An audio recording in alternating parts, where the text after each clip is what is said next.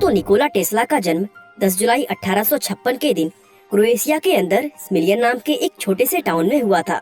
जिस समय उनका जन्म हुआ तब उस टाउन में बेहद तेज तूफान आ रहा था और आसमान में बिजली चमक रही थी। टेस्ला को पैदा करवाने वाली दाई ने उनका जन्म होते ही कहा कि ये बच्चा दुनिया में अंधकार फैलाएगा। इस पर उनकी माँ ने जवाब देते हुए कहा कि नहीं, ये दुनिया को प्रकाश से रोशन कर देगा। हालांकि उस समय उनकी माँ को इस बात का जरा सा भी अंदाजा नहीं था कि उनका ऐसा कहना हकीकत में सच हो जाएगा। दोस्तों टेस्ला जब 5 साल के हुए तो उनके बड़े भाई का एक घोड़े से गिरकर देहांत हो गया। वो अपने भाई से बहुत ज्यादा प्यार करते थे, जिसके चलते वे उसकी मौत का सदमा जिंदगी भर भूल नहीं पाए। दोस्तों टेस्ला को बचपन से ही अजीब अजीब तरह के चमकते हुए विजन्स नजर आते थे, जिनकी वजह से उन्हें ये तय करने में काफी ज्यादा कंफ्यूजन होती थी कि उन्हें नजर आने वाली कौन सी चीज असली है और कौन सी चीज काल्पनिक। शुरुआत में वो इन विजन्स से काफी ज्यादा परेशान रहते थे, लेकिन बाद में यही विजन्स उनकी इन्वेंशंस में काफी मददगार साबित हुए, क्योंकि इन विजन्स की वजह से ही वो अपना कोई भी इन्वेंशन करने से पहले उसके एक्सपेरिमेंट को अपने दिमाग में ही परफॉर्म कर पाते थे। दोस्तों टेस्ला को शुरुआत से ही इन्वेंशन करने का शौक था और इसका पूरा श्रेय वो अपनी माँ को देते थे। असल में उनकी माँ ड्यूका मांडिच को अपने खाली समय में घर के अंदर इस्तेमाल होने वाली छोटी छोटी चीजों को इन्वेंट करने का शौक था और इसके साथ ही उन्हें फोटोग्राफिक मेमोरी का वरदान भी हासिल था। यानी किसी भी चीज को एक बार देखने के बाद वो उसको फिर कभी नहीं भूलती थी। और यही खासियत टेस्ला में भी थी, जो असल में उन्हें उनकी माँ से ही मिली थी। टेस्ला के पिता एक पादरी थे और वे उन्हें भी अपनी तरह एक पादरी बनाना चाहते थे, लेकिन दोस्तों टेस्ला का इंटरेस्ट सिर्फ और सिर्फ इंजीनियरिंग में था। बताया जाता है कि 17 साल की उम्र में टेस्ला हैजा की बीमारी से पीड़ित हो गए थे और उनकी हालत इतनी ज्यादा खराब हो गई थी कि उनके बच पाने के चांसेस बहुत कम नजर आ रहे थे। उस समय उनके पिता ने उनसे वादा किया कि अगर वो ठीक हो गए तो वे उनका एडमिशन इंजीनियरिंग कॉलेज में जरूर करवाएंगे। ठीक होने के बाद वे पढ़ाई के लिए ऑस्ट्रिया गए, जहां उन्होंने टेक्निकल कॉलेज ऑफ ग्रास में एडमिशन ले लिया। असल में दोस्तों टेस्ला का दिमाग शुरुआत से ही काफी ज्यादा तेज था। वो कैलकुलस की मुश्किल से मुश्किल कैलकुलेशन को अपने दिमाग में ही सॉल्व कर देते थे। अब यूँ तो उनके कॉलेज की शुरुआत बहुत अच्छी हुई थी, लेकिन फिर भी वो अपनी पढ़ाई पूरी नहीं कर पाए। दरअसल दोस्तों उन्हें जुआ खेलने की लत लग गई थी, जिसके चलते उन्होंने कॉलेज को बीच में ही छोड़ दिया था। इस जुए की लत की वजह से उनकी आर्थिक स्थिति इतनी खराब हो गई कि उन्हें बुडापेस्ट की एक टेलीफोन कंपनी के अंदर इलेक्ट्रीशियन की नौकरी करनी पड़ी। दोस्तों एक दिन वो खाली समय में एक पार्क के अंदर टहल रहे थे कि तभी अचानक उनके दिमाग में अल्टरनेटिंग करंट यानी एसी के जरिए बिजली बनाने का एक नया आइडिया सूझा। उस समय उन्हें खुद भी इस बात का कोई अंदाजा नहीं था कि उनका ये इन्वेंशन दुनिया को बदल कर रख देगा। इसके बाद साल 1882 में टेस्ला पेरिस शहर में सेटल हो गए और वहाँ पर थॉमस एडिसन की इलेक्ट्रिक कंपनी की एक ब्रांच में नौकरी करने लगे। शुरुआत में इस कंपनी के अंदर उनका काम सिर्फ इंडोर लाइट लगाने का हुआ करता था, लेकिन कुछ ही समय में उनकी काबिलियत को देखते हुए कंपनी के मैनेजर ने उन्हें डायनामो और मोटर्स के डिजाइनिंग के काम पर लगा दिया था। इसके बाद साल 1884 में टेस्ला को न्यूयॉर्क शहर में स्थित एडिसन मशीन वर्क्स कंपनी के अंदर एक जॉब ऑफर की गई, जिसको उन्होंने तुरंत स्वीकार कर लिया। दोस्तों शुरुआत में एडिसन और टेस्ला दोनों ही एक दूसरे की काबिलियत से काफी प्रभावित थे और दोनों एक दूसरे की बहुत इज्जत भी करते थे, लेकिन एक दूसरे की तारीफ और इज्जत करने का ये सिलसिला ज्यादा लंबे समय तक नहीं चल पाया और ये दोनों एक दूसरे के कट्टर विरोधी बन गए।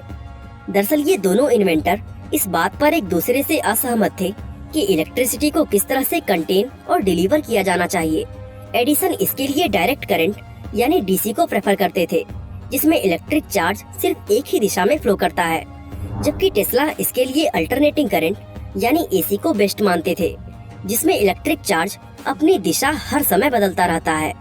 असल में इलेक्ट्रिसिटी की सप्लाई को मेंटेन रखने के लिए इलेक्ट्रिक चार्ज का दिशा बदलते रहना जरूरी है, क्योंकि ऐसा करके ये आउटलेट को ओवर पावर नहीं करता, जिसका मतलब ये है कि पावर को ज्यादा लंबी दूरी तक ट्रांसमिट किया जा सकता है। यही वजह है कि घरों और बड़े डिवाइसेस को अल्टरनेटिंग करंट के द्वारा ही पावर दी जाती है, जबकि डीसी का उपयोग कम वोल्टेज वाले डिवाइसेस को पावर देने में किया जाता है, जैसे बैटरी चार्ज करना और फ्लैश लाइट जलाना।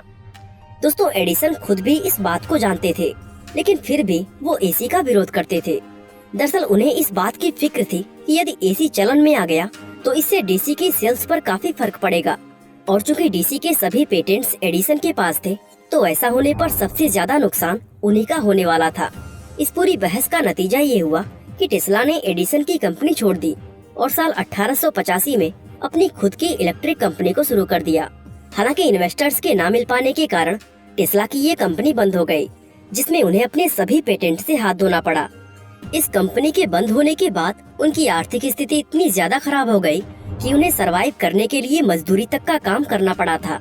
लेकिन दोस्तों, कुछ समय बाद ही उनकी किस्मत एक बार फिर से बदली। दरअसल हुआ ये कि साल 1887 में टेस्ला ने एक इंडक्शन मोटर को इन्वेंट किया था, जो कि अल्टरनेटिंग करंट पर चलती थी। ये उस समय इलेक्ट्रिसिटी को मैकेनिकल पावर में बदलने का सबसे कारगर तरीका माना गया था। उनकी इस इन्वेंशन की वजह से जॉर्ज वेस्टिंगहाउस का ध्यान पहली बार उनकी तरफ आकर्षित हुआ। असल में वेस्टिंगहाउस एडिसन के डीसी करंट से मुकाबला करने के लिए अपना खुद का एक अल्टरनेटिंग करंट सिस्टम बना रहे थे, और उनको लगा कि टेस्ला की ये मोटर ही वो कंपोनेंट है जो उनके इस करंट सिस्टम को कंप्लीट कर सकती है। इसलिए उन्होंने टेस्ला से $60,000 कंपनी के कुछ स्टॉक्स और कुछ रॉयल्टीज के बदले इस मोटर का लाइसेंस अपनी कंपनी के नाम करवा लिया। इसके अलावा वेस्टिंगहाउस ने टेस्ला को अपनी कंपनी में एक कंसल्टेंट के तौर पर हायर कर लिया, और इस कंपनी में टेस्ला की सैलरी $2,000 प्रति माह तय की गई, जो आज के समय के $50,000 के बराबर है। इस तरह दोस्तों, एडिसन और टेस्ला के बीच एक लड़ाई शुरू हो गई, जो कि बहुत लंबे समय तक चलती रही। एडिसन टेस्ला के अल्टरनेटिंग करंट को नीचा दिखाने का कोई भी मौका नहीं छोड़ते थे। यहाँ तक कि उन्होंने इस करंट से जानवरों तक को टॉर्चर किया था, ताकि लोगों को ये बात समझ आ जाए कि अल्टरनेटिंग करंट कितना ज्यादा खतरनाक होता है। लेकिन एडिसन की लाख कोशिश करने के बावजूद भी टेस्ला और वेस्टिंगहाउस लगातार आगे बढ़ते रहे।